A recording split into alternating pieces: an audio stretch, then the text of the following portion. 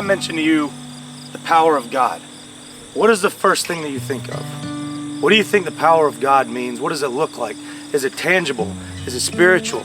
Is it something that we can physically be a part of? What does it look like?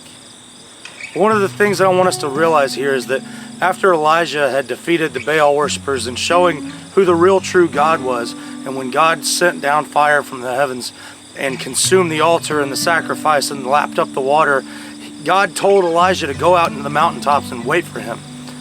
So Elijah did that.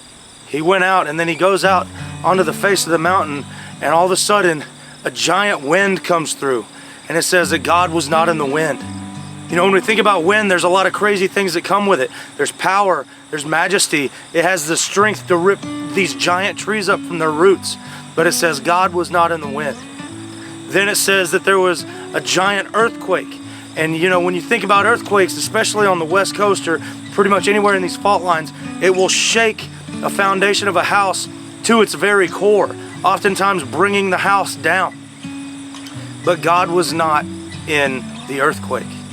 Then it says there was a giant fire. I mean, a lot of people like fires. I enjoy a good fire, sitting out and hanging out beside the nice little fire pit, playing guitar a little bit, nice little crackling fire, kids having s'mores. But I have this thing in my head that tells me that it wasn't that kind of fire.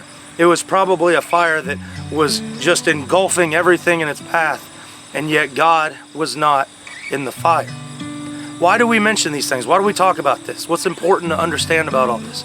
God had every opportunity to show himself in the rage of the wind and in the shaking of the earthquake that brings foundations to the ground. He had the opportunity in the fire that he just did. He showed himself through fire, through consuming that altar in front of the Baal worshipers.